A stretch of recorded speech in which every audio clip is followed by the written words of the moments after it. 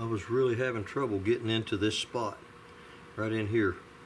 I couldn't get a flat file into here because I was banging up against this. This is sticking up higher than that. The grain dictated that I scrape it and cut it and sand it this direction. This shadow line from here to here was too shallow. This was too high. There was a hump here. And I'd already deepened the shadow line here and here, so I didn't have any choice but to get in here, and I just couldn't get any. I tried a sand block.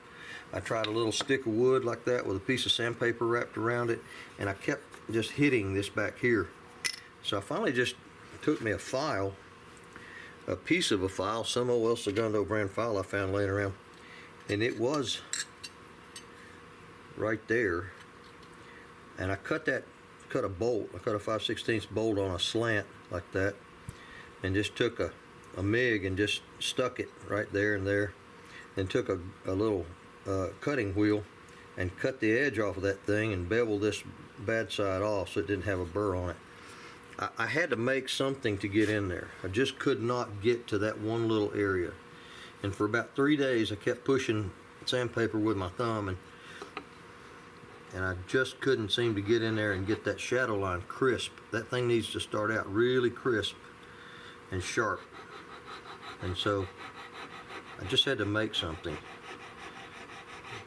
God created man, man invented tools. So I got that worked down. Now I've just got to sand it. I may even put a piece of sandpaper around this because it's a great slant. The angle of it is perfect. So I may just wrap some sandpaper around it and use it as a sand pad. But with a metal file on wood, it doesn't need a tremendous amount of sanding. It's pretty slick.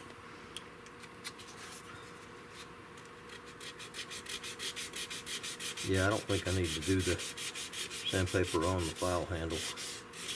I can probably get this with my thumb.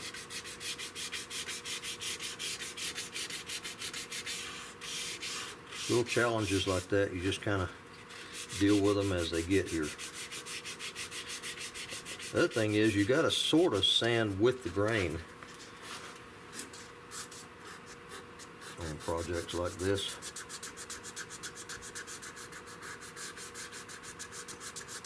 The kicker is once I get this thing all sanded clean and slick and brand new,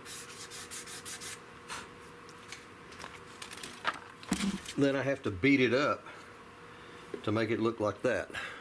So it's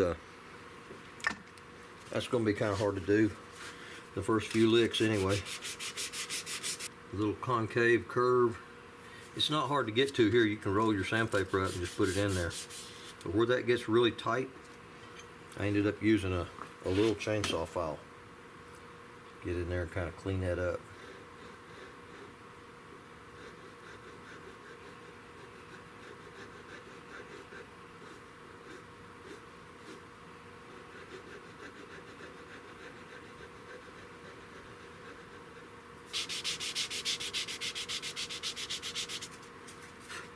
Yeah, these European style cheek pieces, I'm sure their stock makers had a whole different set of tools just for working on these, because there's nothing easy or natural or normal about the motions you have to go through to make these European cheek pieces. I'm glad Americans kind of perfected this. A lot easier to make.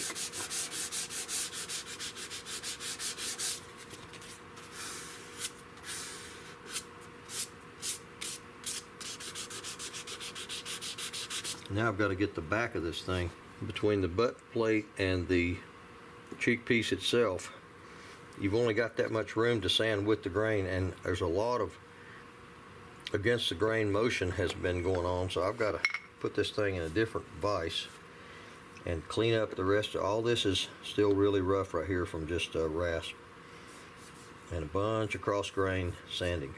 I finally got the level down against the metal. That part is good if I can just clean it up from here back.